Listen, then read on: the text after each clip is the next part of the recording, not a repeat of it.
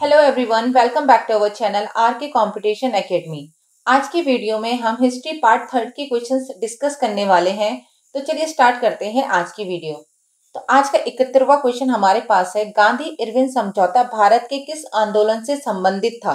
तो जिसका सही उत्तर हमारे पास है ऑप्शन नंबर सी, सविनय अवज्ञा आंदोलन। इसका स्पष्टीकरण जान लेते हैं कि इसमें कौन कौन व्यक्ति शामिल थे। तो यह समझौता महात्मा गांधी जी और लॉर्ड इरविन के बीच हुआ था। कब हुआ था? दूसरे गोलमेज सम्मेलन में पहले 5 मार्च 1931 को हुआ था। इसमें गांधी जी की मांगे क्या क्या थी? तो इसमें गांधी जी ने 11 सूत्रीय मांगे रखी थी, जिसमें प्रमुख थी भूमि कर में 50% की कमी, नमक कर खत्म करना, सरकार का नमक एकाधिकार खत्म करना तथा आर्म्स एक्ट में परिवर्तन करना, जिसमें नागरिक अपनी सुरक्षा के लिए हथियार रख सके। लॉर्ड इरविन की इसमें क्या शर्तें थी कि लॉर्ड इरविन का मुख्य मांग यह थी कि गांधी जी भारत में सविनय अवज्ञा आंदोलन बंद कर दे और दूसरे गोलमेज सम्मेलन भाग लेने के लिए लंदन आए। जिसका परिणाम गांधी इरविन समझौते के अनुसार गांधी जी ने सविनय अवज्ञा आंदोलन बंद कर दिया और दूसरे गोलमेज सम्मेलन में भाग लेने के लिए सहमत हो गए। अगला प्रश्न हमारे पास है, गांधी इरविन समझौते को किस नाम से जाना जाता है? तो जिसका सही उत्तर हमारे पास है ऑप्शन नंबर ए, दिल्ली समझौता। तो इस समझौते पर 5 मार्च 1931 को दिल्ली में हस्ताक्षर हुए थे। अगला प्रश्न है, हिंदुस्तान सोशलिस्ट रिपब्लिकन एसोसिएशन की स्थापना कब हुई? तो जिसका सही उत्तर हमारे पास है 1928 में। इसका स्पष्टीकरण जान लेते हैं कि इसका मूल संगठन, तो इस संगठन का पहला नाम हिंदुस्तान रिपब्लिकन एसोसिएशन था, जिसकी स्थापना 1924 में राम प्रसाद बिस्मिल ने की थी। नाम परिवर्तन इसका 1928 में भगत सिंह, चंद्रशेखर आजाद और उनके साथियों ने संगठन में समाजवाद यानी सोशलिस्ट शब्द जोड़कर इसका नाम बदल के HSRA यानी कि हिंदुस्तान सोशलिस्ट रिपब्लिकन एसोसिएशन कर दिया। इसका उद्देश्य था कि भारत शासन को समाप्त करके एक समाजवादी गणराज्य की स्थापना करना। अगला प्रश्न हमारे पास है, नौजवान भारत सभा की स्थापना कब हुई? तो नौजवान भारत सभा की स्थापना जो है ऑप्शन नंबर सी 1926 में हुई थी। तो ये 18 अप्रैल 1926 में हुई थी। इसके संस्थापक थे भगत सिंह और उनके साथियों ने मिलकर लाहौर से इसकी स्थापना की थी। इसका उद्देश्य था कि युवाओं को ब्रिटिश साम्राज्यवाद के खिलाफ जागरूक करना। अगला प्रश्न हमारे पास है, भगत सिंह और उनके साथियों ने किसका बदला लेने के लिए ब्रिटिश अधिकारी जॉन सैंडर्स की हत्या की? तो सही उत्तर हमारे पास है option number B, Lala Lajpat Rai की मृत्यु का बदला। इसका स्पष्टीकरण जान लेते हैं। इसकी पृष्ठभूमि 1928 में लाहौर में ब्रिटिश सरकार द्वारा भेजे गए साइमन कमीशन का पूरे भारत में विरोध हो रहा था। इसी क्रम में 30 अक्टूबर 1928 को लाहौर में लाला लाजपत राय एक शांतिपूर्ण विरोध प्रदर्शन कर रहे थे। घटना पुलिस अध्यक्ष जेम्स स्कॉट के आदेश पर लाठीचार्ज हुआ था, जिसमें लाला लाजपत राय बुरी तरीके से घायल हो गए और कुछ समय बाद उनकी मृत्यु हो गई थी। इसका लक्ष्य था कि भगत सिंह, राजगुरु और सुखदेव ने जेम्स स्कॉट को मारने की योजना बनाई थी। इसकी वास्तविक घटना, लेकिन गलती से उन्होंने जॉन सैंडर्स को गोली मार दी, जो कि एक पुलिस अधिकारी था। अगला प्रश्न है, क्रांतिकारी भगत सिंह, सुखदेव और राजगुरु को कब फांसी हुई? तो जिसका सही उत्तर हमारे पास है ऑप्शन नंबर सी, 23 मार्च 1931 में। इस प्रश्न का स्पष्टीकरण जान लेते हैं कि इसका स्थान था लाहौर के सेंट्रल जेल में उन्हें फांसी हुई।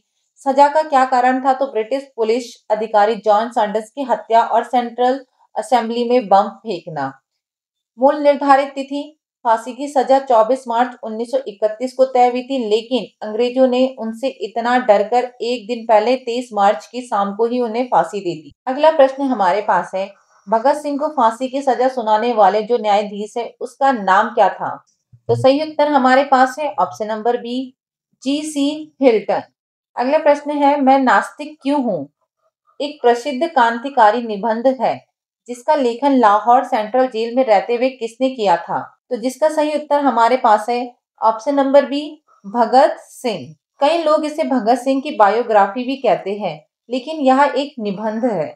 अगला प्रश्न है इंकलाब जिंदाबाद का नारा किसने दिया?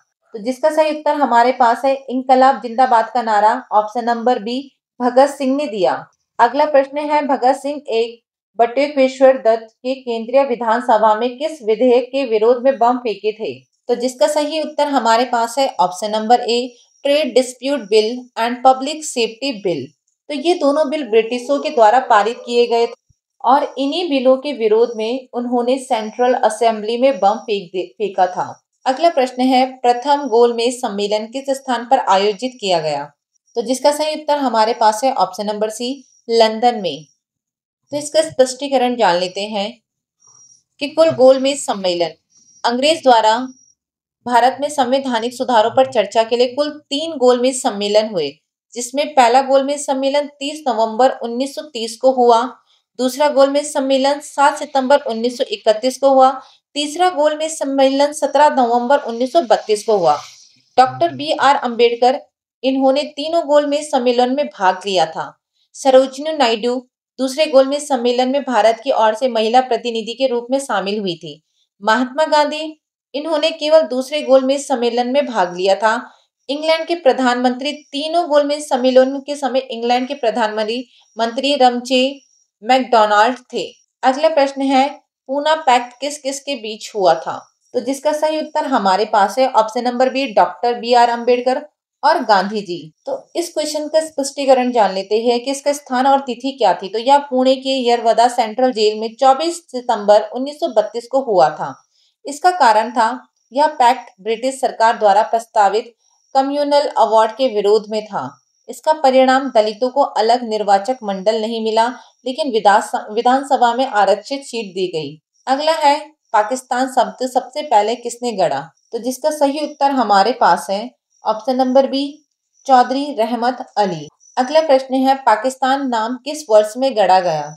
तो जिसका सही उत्तर हमारे पास है ऑप्शन नंबर सी 1933 में। चौधरी रहमत अली एक भारतीय मुस्लिम छात्र थे जो उस समय ब्रिटेन में पढ़ रहे थे। पाकिस्तान शब्द पंजाब, अफगानिस्तान, कश्मीर, सिंध और बलूचिस्तान के नाम से मिलकर बना है। अगला प्रश्न है मोहम्मद अली जिन्ना ने पाकिस्तान की मांग किस वर्ष की थी? तो जिसका सही उत्तर हमारे पास है ऑप्शन नंबर डी 1940 में। अगला प्रश्न है मुस्लिम लीग के 1943 के कराची अधिवेशन में कौन सा नारा दिया गया? तो जिसका सही उत्तर हमारे पास है ऑप्शन नंबर सी बांटो या छोड़ो। इसका स्पष्टीकरण जान लेते हैं कि यह नारा ब्रिटिश सरकार को संबोधित करके दिया गया। इसका उद्देश्य था मुसलमानों ने कहा कि भारत को आजाद करो, लेकिन आजाद करने से पहले उसे बांट दो। इसका संदर्भ यह कांग्रेस के भारत छोड़ो आंदोलन के जवाब में दिया गया था, जिन्ना ने इस अधिवेशन में विभाजन की मांग स्पष्ट रखी। अगले प्रश्न है सीधी कार्रवाई दिवस डायरेक्ट एक्शन डे की घोषणा किसने की थी? तो जिसका सही उत्तर हमारे पास है option number C Mohammad Ali Jinnah. तो ये घोषणा 16 अगस्त 1946 को की गई थी। इसका उद्देश्य था भारत विभाजन और अलग पाकिस्तान की मांग को लेकर शक्ति प्रदर्शन करना, और इसका परिणाम उस दिन कोलकाता में भयंकर सांप्रदायिक दंगे हुए थे, जिन्हें कोलकाता किलिंग्स कहा जाता है, और यह भारत के विभाजन की दिशा में एक निर्णायक मोड़ था। अगला प्रश्न है गांधी जी ने भारत छोड़ो आंदोलन कब शुरू किया? तो जिसका सही उत्तर हमारे पास है ऑप्शन नंबर बी 8 अगस्त 1942। अगला प्रश्न हमारे पास है भारत छोड़ो आंदोलन के नेताओं को गिरफ्तार करने के लिए ब्रिटिश सरकार ने कौन सा ऑपरेशन चलाया था? तो जिसका सही उत्तर हमारे पास है option number B operation 0R। तो इसका अन्य नाम, चूंकि यह अगस्त महीने में शुरू किया गया था, इसलिए इसे अगस्त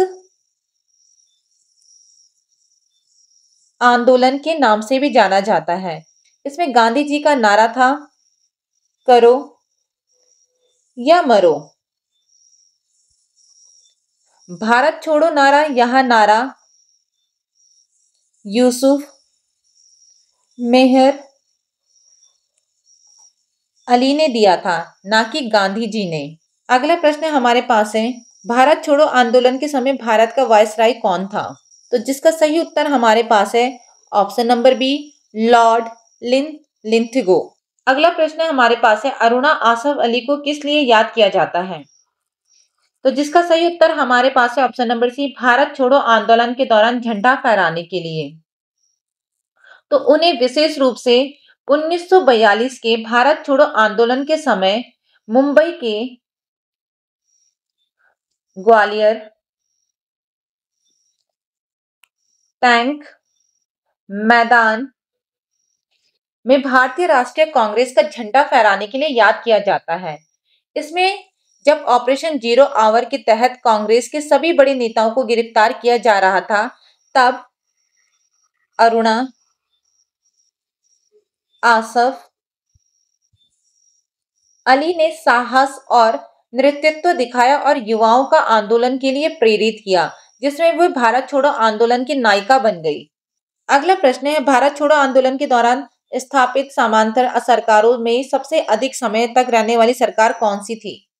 तो जिसका सही उत्तर हमारे पास है ऑप्शन नंबर बी, सतारा की सरकार। अगला प्रश्न है, क्रिप्स मिशन किस वर्ष भारत आया? तो जिसका सही उत्तर हमारे पास है ऑप्शन नंबर डी, 1942। तो इस मिशन का नेतृत्व स्टेफोर्ड क्रिप्स ने किया था, जिसका उद्देश्य भारतीयों को द्वितीय विश्व युद्ध में ब्रिटिशों का सहयोग करने के लिए यह आश्वासन देना कि इस युद्ध के बाद उन्हें स्वतंत्रता दी जाएगी। अगला प्रश्न है, क्रिप्स मिशन के प्रस्ताव को किसने पोस्ट डेटेड चेक कहा? तो जिसका सही उत्तर हमारे पास है option number B, Mahatma Gandhi. अगला प्रश्न है, भारत की संविधान सभा किसके तहत गठित की गई? तो सही उत्तर हमारे पास है option number B, cabinet mission योजना। तो ये मिशन 1946 में भारत आया था। अगला प्रश्न है, माउंटबेटन योजना किस वर्ष प्रस्तावित की गई थी, जिसके तहत भारत को आजादी मिली? तो जिसका सही उत्तर हमारे पास है ऑप्शन नंबर सी, 1947। तो इसका स्पष्टीकरण जान लेते हैं। इसकी प्रस्तावना 3 जून 1947 को लॉर्ड माउंटबेटन ने भारत विभाजन एवं स्वतंत्रता के लिए यह योजना बनाई। भारत को भारत और पाकिस्तान में विभाजित किया जाना था। अधिनियम ब्रिटिश सरकार ने जुलाई 1947 में भारतीय स्वतंत्रता अधिनियम 1947 पारित किया। इसका परिणाम भारत और पाकिस्तान का विभाजन हुआ।